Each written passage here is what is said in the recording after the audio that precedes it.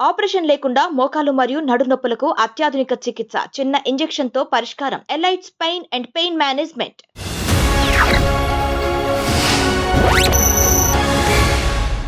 Hi hello welcome to iDream media.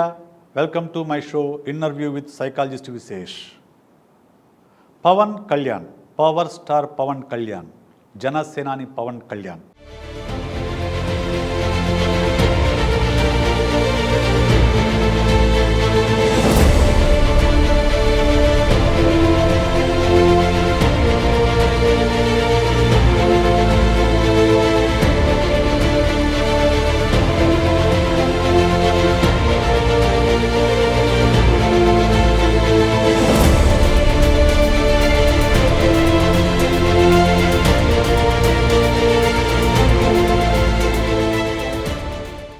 నమ్మదగ్గ నాయకుడా, నమ్మలేని నాయకుడా? మీ అభిప్రాయాన్ని కామెంట్ రూపంలో ఈ వీడియో కింద పెట్టండి. అతని పూర్తి మనస్తత్వం తెలుసుకోవాలంటే ఈ వీడియో పూర్తిగా చూడండి. పవన్ కళ్యాణ్ చిరంజీవి తమ్ముడుగా సినీ రంగ ప్రవేశం చేసి తన శైలితో, తన వ్యక్తిత్వంతో ఒక కల్ట్ ఫాలోయింగ్ను సృష్టించుకున్న యాక్టర్.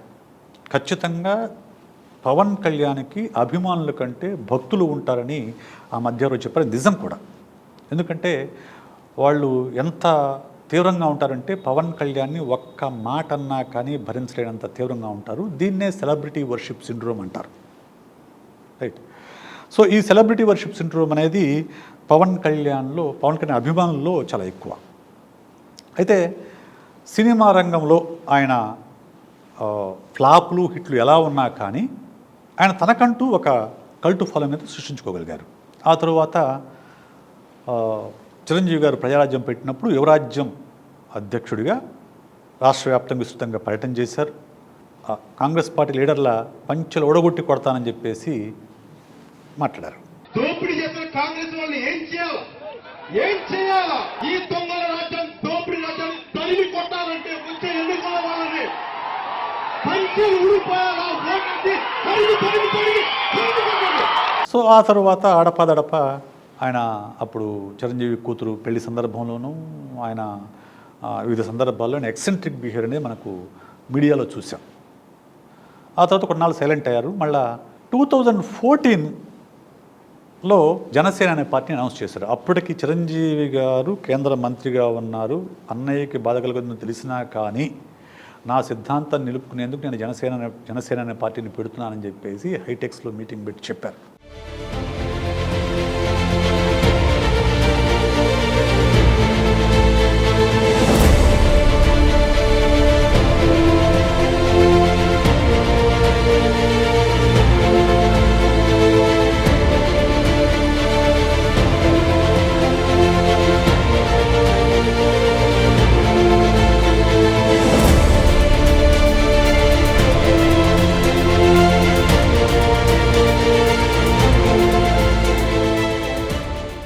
ఆ మీటింగ్ నేను ఆశాంతం చూశాను, టీవీలో చూసిన వెంటనే నాకు కొంచెం అంటే ఒక సైకాలజిస్ట్గా నేను కేవలం నాయకుడి యొక్క ఉపన్యాసం వినడమే కాకుండా దాని వెనక ఉన్న ప్రవర్తనని,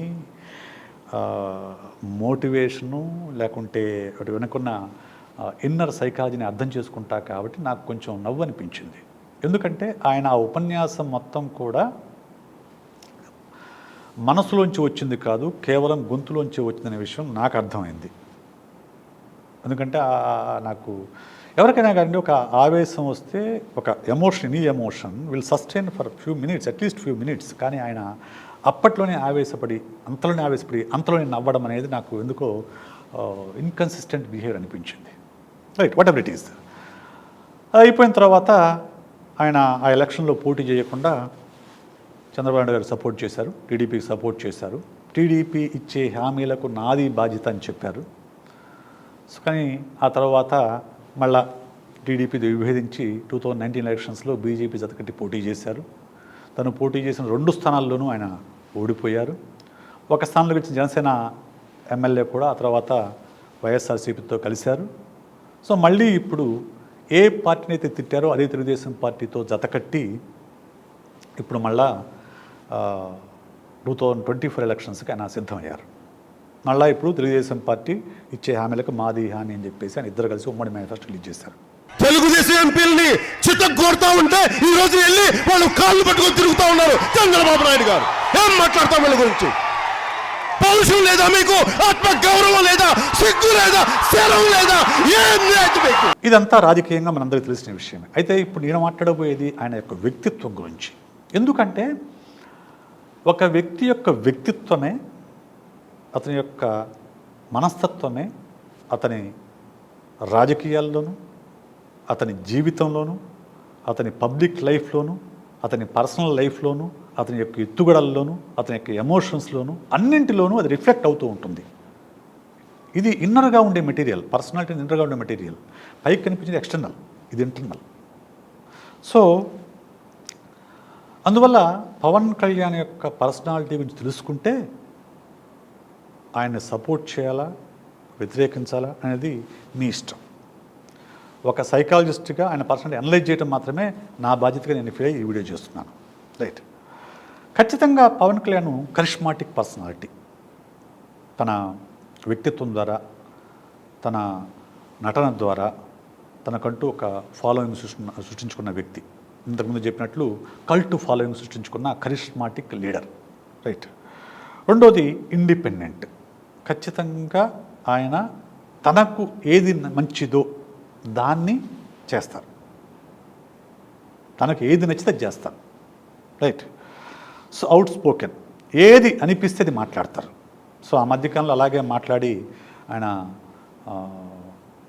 చాలా సమస్యలు చిక్కున్నాయి. ఏదంటే వాలంటీర్లని పైన కామెంట్ చేశారు. ఏమని? వైసీపీ ఈ వాలంటీర్స్ టీంని పెట్టారు.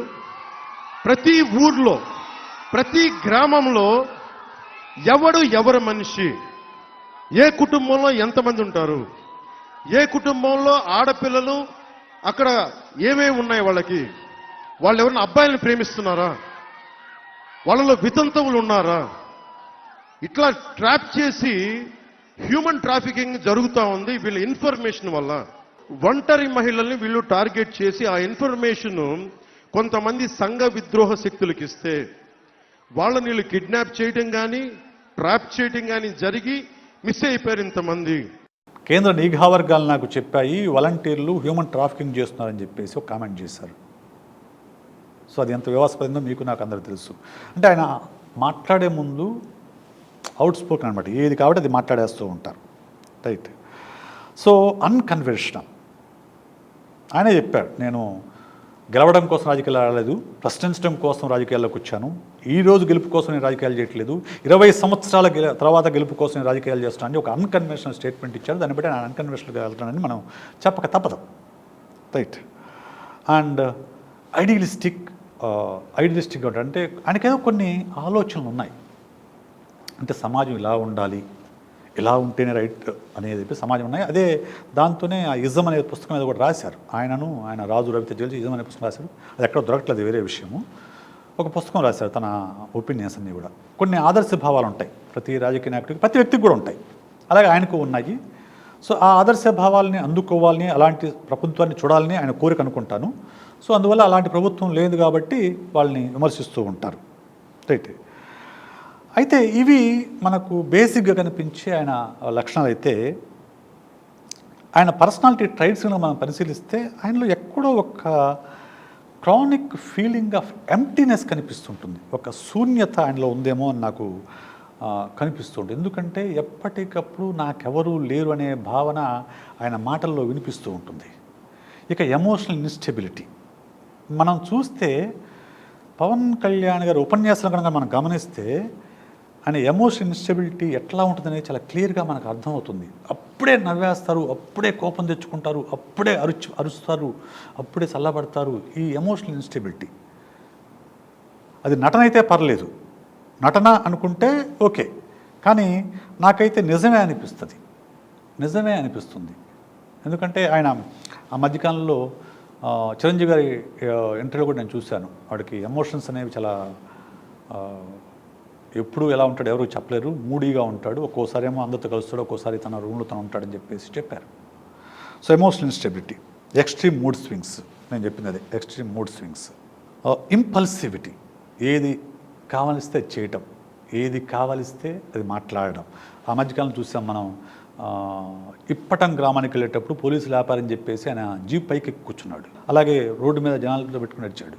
ఇంపల్సివ్ అనమాట. అంటే నేను ఒక నాయకుడిని, ఒక రాష్ట్ర స్థాయి నాయకుడు ఉన్న వ్యక్తిని నేను చెయ్యొచ్చా చేయకూడదా అనే ఆలోచన ఆయనకు ఉండదు. ఎందుకంటే ఇంపల్సివ్, చేయాలంతే, చేసేస్తాడు.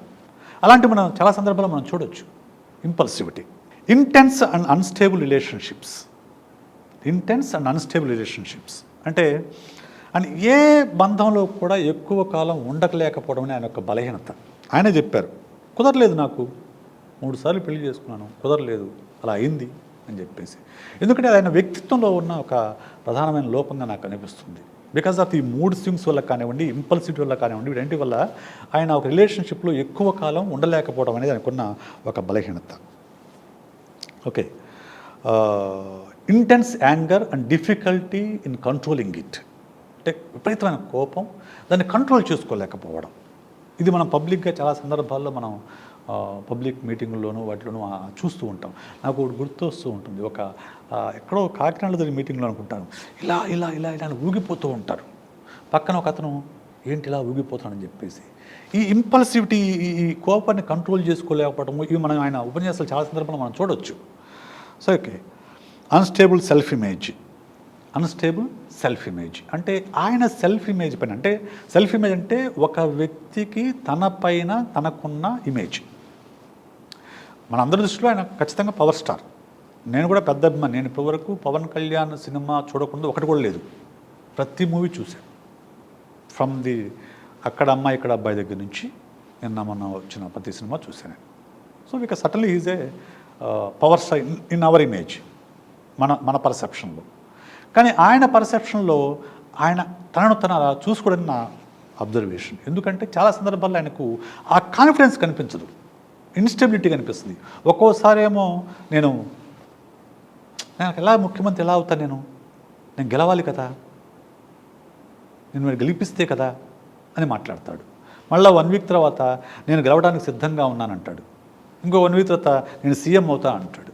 ఇంకో తర్వాత నేను సీఎం ఎట్లా అవుతా అంటాడు. ఈ అన్స్టెబిలిటీ అంటే ఆయనకున్న అన్స్టేబుల్ సెల్ఫ్ ఇమేజ్ అనేది ఆయన యొక్క మీటింగ్స్లో, ఆయన ఉపన్యాసాల్లో మనకు కనిపిస్తూ ఉంటుంది, ఆయన మాటల్లో మనకు వినిపిస్తూ ఉంటుంది.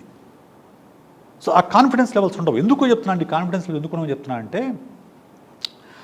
ఒక పొలిటికల్ పార్టీ పెట్టిన ఏ వ్యక్తి అయినా కానీ ఖచ్చితంగా అధికారంలోకి రావాలని కోరుకుంటాడు కదా. 2014 ఆయన పొలిటికల్ పార్టీ పెట్టిన తర్వాత నాకు సమయం తక్కువగా ఉంది కాబట్టి ఈ కొత్త రాష్ట్రానికి అనుభవజ్ఞానికుడు అవసరం కాబట్టి చంద్రబాబు నాయుడు సపోర్ట్ చేస్తున్నాను అని చెప్పారు. చాలా సంతోషం. ఎందుకంటే అప్పుడు ఉన్న ఇద్దరు ప్రధానమైన నాయకులు ఎవరైతే జగన్మోహన్ రెడ్డి, చంద్రబాబు నాయుడు మోస్ట్ రిలయబుల్ అని పవన్ కళ్యాణ్ గారు నమ్మారు కాబట్టి ఆయనకు సపోర్ట్ చేశారు, సంతోషం. కానీ ఆ తర్వాత అయినా కానీ ఆయన తన పార్టీ నిర్మాణం చేసుకుని ఉండాల్సింది. పార్టీ నిర్మాణం చేసుకోవాలి, పార్టీ కేడర్ని పెంచుకోవాలి, వ్యవస్థీకృతంగా పార్టీని బలవంతం చేసుకోవాలి, బలం చేసుకోవాలి. ఆ తరువాత ఎలక్షన్స్లో విన్ అవ్వడానికి ప్రయత్నం చేయాలి. 2000 ఎలక్షన్స్లో ఆయన బీజేపీతో కలిసి పోటీ చేశారు, 2 చోట్ల ఓడిపోయారు. సో వెంటనే ఆయన డీలా పడిపోయేసి ఆ తర్వాత ఎక్కడ కనిపించాలి, మళ్ళా కనిపించాలి. అప్పుడప్పుడు వచ్చి విజిటింగ్ ప్రొఫెసర్ లాగా, విజిటింగ్ పొలిటీషియన్ లాగా వచ్చి అప్పుడప్పుడు వచ్చి 2-3 రోజులు వెళ్ళిపోవడమే తప్ప ఫుల్ టైం పొలిటీషియన్గా ఆయన లేడు. ఫుల్ టైం పొలిటీషియన్గా లేరు ఆయన. ఎందుకంటే ఎప్పుడప్పుడు వచ్చిపోతూ ఉన్నారు. అదేమంటే నాకు డబ్బులు లేవు, నేను సినిమాలు చూసిన నాకు డబ్బులు వస్తాయి అని చెప్పేసి అని చెప్తారు. నిజమే, సినిమాలు చూసిన డబ్బులు వస్తాయి అనుకున్నప్పుడు నీకు ముందే తెలుసు కదా ఆ విషయము, డబ్బులు లేవనే విషయము. నీవు ఇవన్నీ ఆలోచించుకునే కదా పార్టీ పెట్టాలి. పార్టీ పెడితే డబ్బు ఖర్చు అవుతుంది, ఆ ఫండ్స్ ఎక్కడి నుంచి నేను కలెక్ట్ చేసుకోవాలి, ఫండ్స్ ఎలా పూల్ చేసుకోవాలి, పార్టీని ఎలా నిర్మాణం చేయాలి, ఇటువంటివన్నీ ఆలోచించుకొని ఎక్సర్సైజ్ చేస్తే కదా పార్టీ పెట్టాలి. సరే పార్టీ పెట్టావు, ఇంపల్సివ్గా పార్టీ పెట్టావు, అనౌన్స్ చేశావు, ఆ తర్వాత నా పని చేయాలి కదా. సరే చేయలేదు. 2019 తర్వాత ఆయన చేయలే కదా, అప్పటికీ చేయలే, ఇప్పటికీ చేయలే. ఇప్పుడు ఏం చేశారు? 24 సీట్లకు ఒప్పుకొని 21 సీట్లకి ఆయన పోటీ చేస్తున్నారు. అందులో సగం మంది తెలుగుదేశం వాళ్ళు. అంటే నేను అనేది ఆయన ఇమేజ్, సెల్ఫ్ ఇమేజ్ అనేది ఆయన రాజకీయాలపైన ఎలా రిఫ్లెక్ట్ అవుతుందని మనం అర్థం చేసుకోవాలి. Poor self image, unstable self image, right. ఇది ఆయన యొక్క పర్సనాలిటీ ట్రైట్స్ అనమాట. ఇక ఆయనకున్న ఇది చూసుకుంటే, విమర్శించాల్సిన అంశాలు చూసుకుంటే, ల్యాక్ ఆఫ్ పాలసీ క్లారిటీ. ఏం చేయాలనుకుంటారు ఆయన అసలు? తను అధికారంలోకి వస్తే, లేకుంటే తను సపోర్ట్ చేస్తున్న పార్టీ టీడీపీ అలయన్స్ అధికారంలోకి వస్తే ఏం చేయాలనుకుంటున్నారు? ఆయన పొలిటికల్ ఐడియాలజీ ఏంటి, ఆయన పాలసీ ఏంటి, ఆయన గవర్నెన్స్ పాలసీ ఏంటి, వీటి మీద క్లారిటీ ఉండదు. అప్పట్లో నా విజన్ ఇది అని చెప్పేసి ఇజం అనే పుస్తకం రిలీజ్ చేశారు, కానీ అది ఎక్కడా దొరకదు. ఆ తర్వాత ఆ ఇజం బుక్ రాసిన రాజా రవిచంద్ర గారు చాలా సందర్భాల్లో పవన్ కళ్యాణ్ పైన విస్తృతంగా విమర్శలు చేశారు. ఆయనకి క్లారిటీ ఉండదు, ఏముండదు అని చెప్పేసి, రైట్. Limited political experience. ఇప్పటివరకు ఆయన కనీసం వార్డు మెంబర్ కూడా కాదు, కనీసం వార్డు మెంబర్ కాదు, సర్పంచ్ కూడా కాదు. పోటీ చేసిన 2 చోట్ల ఓడిపోయిన ఒక క్యాండిడేట్. కానీ ఆయన ఏమంటారు? ఏ జగన్, నేను అంతు చూస్తా. జగన్ గుర్తుపెట్టుకో. ఈయనేమో 2 చోట్ల ఓడిపోయాడు, ఆయనేమో సీఎం అయి కూర్చున్నాడు 151 సీట్స్తో, రైట్. అంటే పొలిటికల్ ఎక్స్పీరియన్స్ లేకపోవడం, పాలిటిక్స్ని సీరియస్గా తీసుకోకపోవడం, పార్ట్ టైం పొలిటీషియన్గా పనిచేయడం, ఇది ఆయనకున్న ప్రధానమైన లోపం. సో అలాగే కాంట్రవర్షియల్ స్టేట్మెంట్స్, ఎప్పటికప్పుడు కాంట్రవర్షియల్ స్టేట్మెంట్స్. ఇందాక నేను చెప్పినట్లు వాళ్ళపైన వాలంటీర్స్ పైన ఒక కాంట్రవర్షియల్ స్టేట్మెంట్ చేశాడు.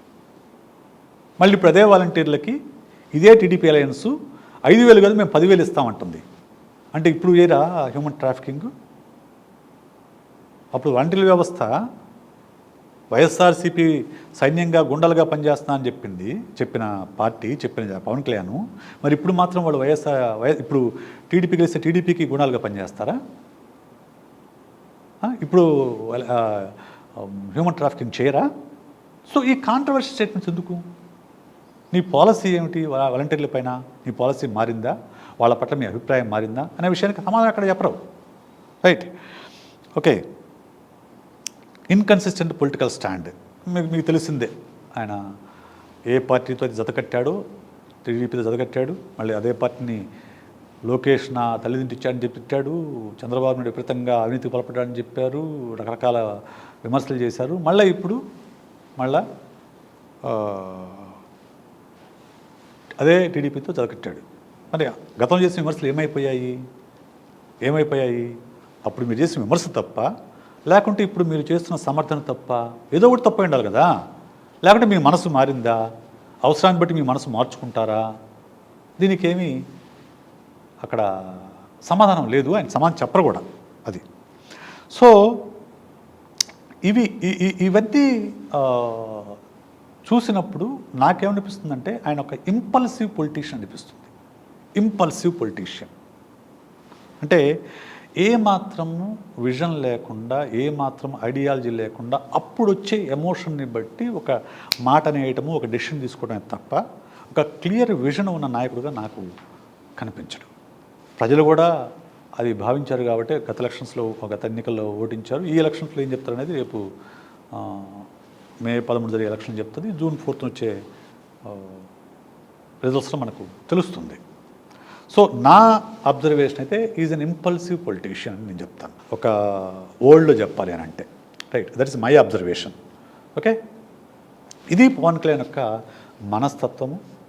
ఈ మనస్తత్వాన్ని బేస్ చేసుకునే ఆయన ప్రవర్తన ఉంటుంది, ఆయన రాజకీయాలు ఉంటాయి, ఓకే, ఆయన ఎత్తుగడలు ఉంటాయి, ఆయన ఉపన్యాసాలు ఉంటాయి, మొత్తం ఆయన బిహేవియర్ మొత్తం దాన్ని బేస్ చేసుకుంటుంది. కాబట్టి ఈ పర్సనాలిటీ అనాలిసిస్ని తీసుకురావడం నా బాధ్యతగా భావించి నేను ఇది మీ ముందు తీసుకొస్తున్నాను. ఇది మీకు నచ్చితే లైక్ చేయండి, షేర్ చేయండి, కామెంట్ చేయండి. మరోసారి మరో నాయకుడి యొక్క మనోవిశ్లేషణతో మీ ముందుకు వస్తాను. నేను మీ సైకాలజిస్ట్ విశేష్.